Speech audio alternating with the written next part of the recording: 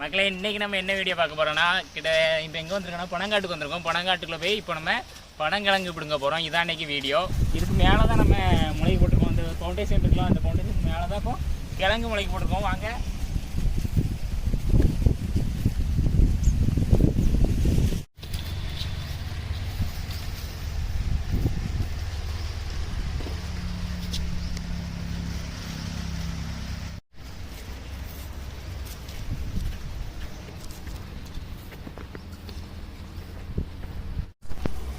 மக்களே பார்த்துக்காங்க, மண்ணுக்குள்ளே அந்த கொட்டையை மேலே மட்டும் முளைக்க வைக்கணும் நம்ம.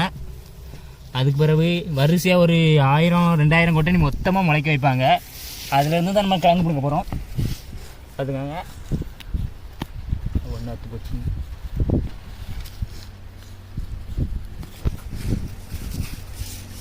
நல்லா விளைஞ்சிட்டு பாருங்கள். இந்த தோல் எல்லாமே வெடிச்சிட்டுனா அந்த கிழங்கு நல்லா விளைஞ்ச கிழங்குன்னு அர்த்தம். இப்போ தான் வெடிக்க ஆரம்பிக்குது. நம்ம இப்படி ஒரு 100 கிழங்கு மொத்தமாக பிடிங்கி எடுத்துக்கலாம்.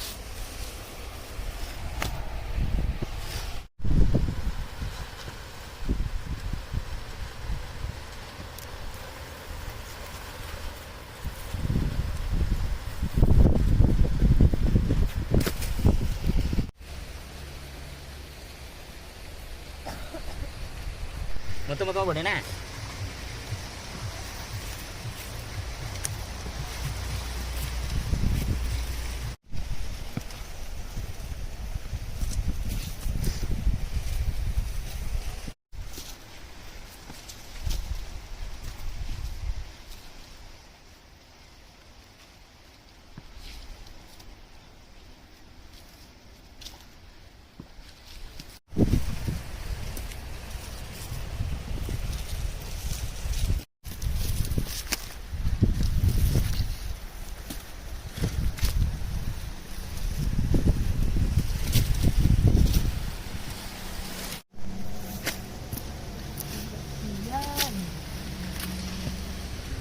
ஏடா 60னா என்ன 3 வேணுமோ?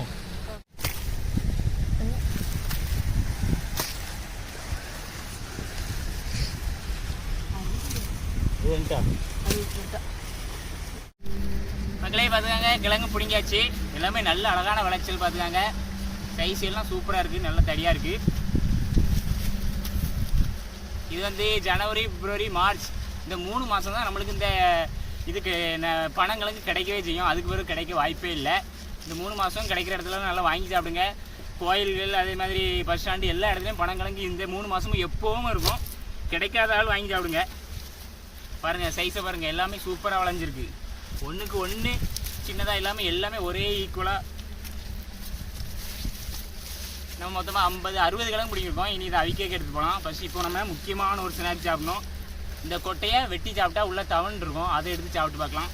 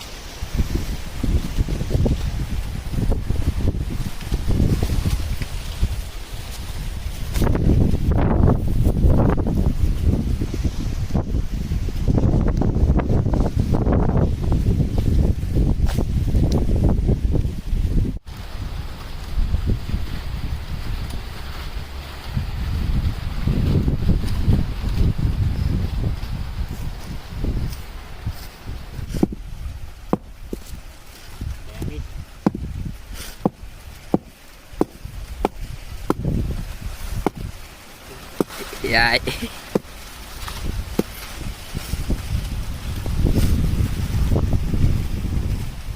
Nalaga.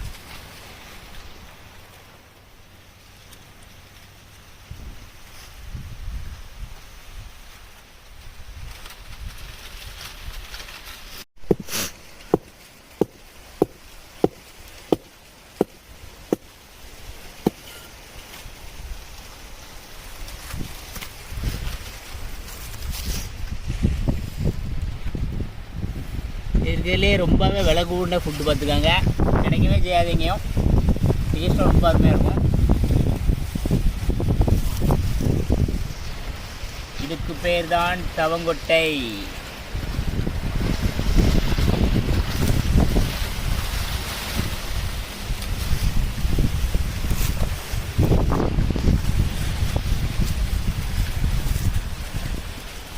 ம்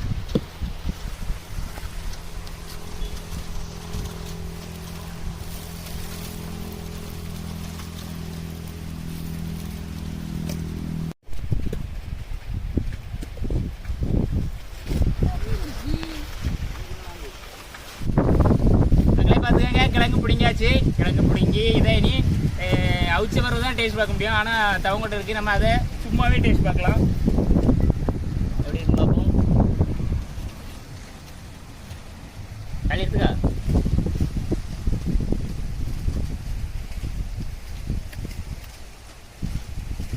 ரொம்ப அருமையாக இருக்குது. கிடைச்ச இடத்துல வாங்கி சாப்பிடுவாங்க.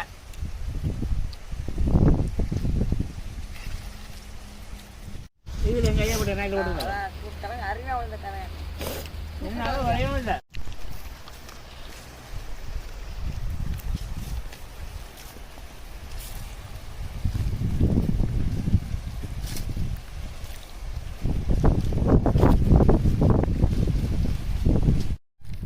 அக்கறையே கிழங்கு பிடிங்கிட்டு வந்தாச்சு. இப்போ நம்ம இதை உரிச்சு எடுத்துக்கலாம். தோலை மேலே ஒரு தோல் இருக்கும், அதுக்கு மாதிரி கீழே ஒரு சின்னதாக அந்த பேப்பர் மாதிரி ஒரு தோல் இருக்கும், அதே உரிச்சிக்கலாம். எல்லா கிழங்கையும் உரிச்சு எடுத்துட்டு தண்ணி ஊற்றி கொஞ்சோட உப்பு போட்டுக்காங்க. அதுக்கு பிறகு கொஞ்சோட மஞ்சள் தூள் போட்டுக்காங்க. அவிச்சு தின்னு செம்ம டேஸ்ட்டாக இருக்கும். பார்த்துக்காங்க.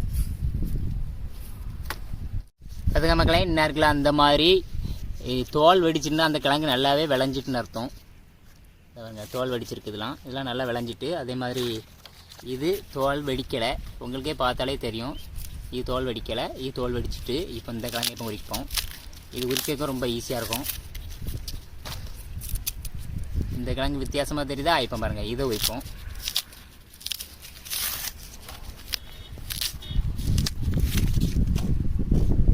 இது மேலே இருக்கிறத இது பொறுமையாக தான் எடுக்கும். மேலே இது விளையலை, அதனால் அது மேலே ஒட்டிகிட்டே இருக்கும். இல்லைன்னா அது வெடித்து தனியாக வந்துடும். இது ரொம்ப வெள்ளையாக இருக்கும், இது கொஞ்சம் வித்தியாசமான கலரில் இருக்கும். இது வந்து ஒரு கிழங்கை முழுசாக போட்டு அப்படியே சவச்சு சாப்பிட்டுட்டே இருக்கலாம். இது வந்து ஒவ்வொரு துண்டு துண்டாக முறிச்சு சாப்பிடறதுக்கு சூப்பராக இருக்கும். இது முழுசாக அப்படியே ஒரு மாதிரி இளங்கிழங்காக இருக்கும். இதுதான் வித்தியாசம். ரெண்டுமே நல்லா தான் இருக்கும். நண்பர்களே பார்த்துக்காங்க, கிழங்கு பிடிங்காச்சு, தவங்கொட்டை தின்னாச்சு, அதே மாதிரி கிழங்கை உரிச்சு எடுத்தாச்சு. இப்போ நம்ம இதை அவிக்க எடுத்துகிட்டு போகலாம் வீட்டுக்கு.